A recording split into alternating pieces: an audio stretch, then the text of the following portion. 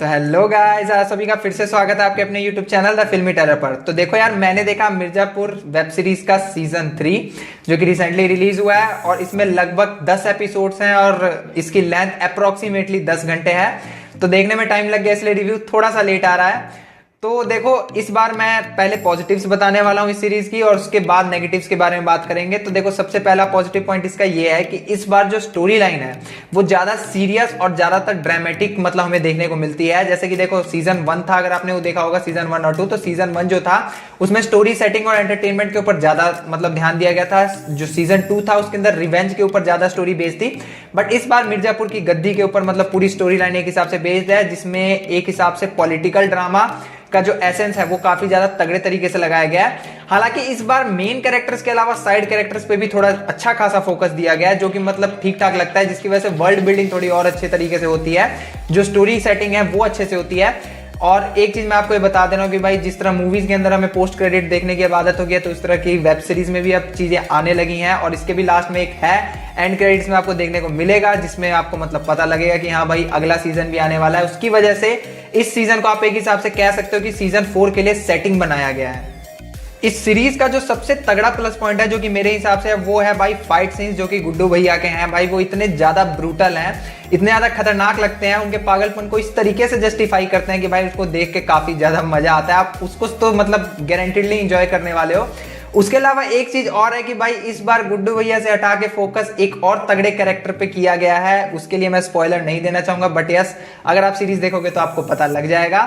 In fact अगर आप कालीन भैया के फैन हो तो भाई, इसका तीसरा प्लस पॉइंट ये है कि भाई 10th एपिसोड आपको काफी ज्यादा मजा देने वाला है। उसको देख के मतलब आप एक हिसाब से पूरी तरह से बोलोगे भाई ये क्या था, और आप अगले सीजन के लिए गारंटीडली एक्साइटेड हो जाओगे। तो मेन प्लस पॉइंट्स मेरे हिसाब से यही सब थे। बाकी इसके अलावा अगर कुछ एक आधे चीजें जिनके बारे में बोल सकता हूँ कि हाँ वो अच्छी खासी थी, तो भाई वो ये थी कि इस बार क्वालिटी जो है वो थोड़ी अच्छी खासी इंप्रूव की गई है। इनफैक्ट इस बार कैरेक्टर से लेकर सीरियस मतलब बनाने में जो एक हिसाब से अप्रोच है सीरीज का, वो अच्छा खासा मतलब देखने को मिलता है और मतलब अच्छी खासी मेहनत दिखती है। क्योंकि डायलॉग्स की जगह इस बार थोड़ा मतलब शायरी पे भी मतलब ध्यान दिया गया, और वो शायरी जो है वो सुन के आपको कई जगह मतलब बहुत ज्यादा मजा आने वाला है, कुछ जगह हंसी छूटने वाली है। हालांकि गालियां वगैरह, जो डायलॉग्स वगैरह है, वो पूरी तरह से अनएक्सपेक्टेड हैं, जैसे कि पिछले के 2 सीजन्स में भी रह चुके हैं।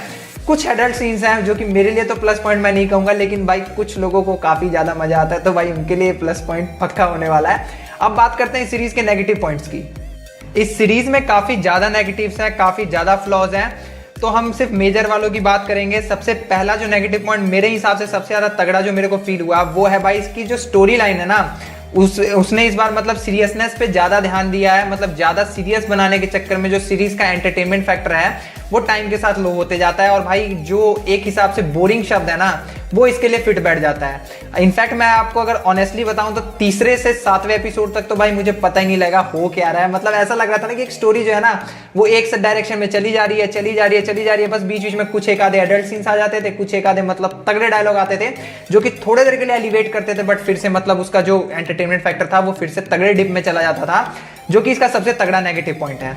दूसरा नेगेटिव पॉइंट जो है वो ये है कि अगर आप कालीन भैया के फैन हो, जो कि मैंने आपको प्लस पॉइंट में भी गिनवाया था, तो आपको सिर्फ 10th एपिसोड देखने में ही मजा आएगा। क्योंकि भाई उनका ऊपर फोकस ही 10th एपिसोड में गया हुआ है और कहीं भाई उनका एकदम ना के बराबर मेंशन है। तो भाई ये चीज थोड़ी सी मतलब अजीब लगती है और लगता है कि भाई मिर्जापुर 4 में ही मतलब जो अब मजा आएगा वो आएगा। उसकी वजह से भाई यहाँ पे भी मतलब एक तगड़ा नेगेटिव पॉइंट है।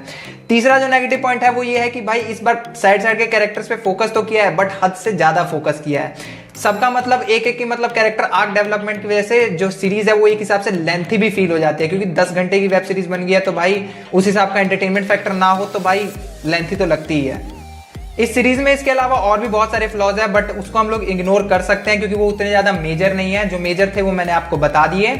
और ये जो सीरीज है, इसको अगर मैं एक लाइन में रिव्यू करूं तो मैं इसको थोड़ा सा एवरेज से ऊपर रखूंगा, क्योंकि भाई ये मुझे एवरेज से थोड़ी सी ज्यादा अच्छी लगी। हालांकि इसको लेकर ऑडियंस की एक्सपेक्टेशंस काफी ज्यादा थी और भाई होनी भी चाहिए, क्योंकि भाई ये सीरीज 4 साल बाद आ रही है। और इसका पिछला सीजन जब 4 साल पहले लॉन्च हुआ है, तो अल्टीमेटली इतने ज्यादा टाइम में मतलब जब लोग वेट करते हैं तो भाई पेशेंस के साथ साथ उनका मतलब एक हिसाब से एक्साइटमेंट और जो एक हिसाब से एक्सपेक्टेशंस होती हैं वो भी बढ़ जाती हैं। तो भाई मैंने तो अपना रिव्यू यहाँ बता दिया है। आपने अगर ये सीरीज देख लिया तो आप मुझे कमेंट सेक्शन में जरूर बताना कि आपको ये कैसी लगी, ताकि मुझे पता चल सके कि भाई आपने अगर देखी है तो आपका इससे रिलेटेड क्या ओपिनियन है, और भी मतलब हम चीजें डिस्कस कर सकते हैं कमेंट सेक्शन में। अगर वीडियो में यहाँ तक आ गए हो तो भाई एक सब्सक्राइब जरूर करके जाना मेरे चैनल द फिल्मी टेलर को। तो मिलते हैं अगली वीडियो में, जो कि बेसिकली किल मूवी की रिव्यू होने वाली है, और भाई वो मैंने शूट कर लिया है, बस अपलोड करूंगा अभी से 3-4 घंटे बाद। तो भाई तब तक के लिए बाय।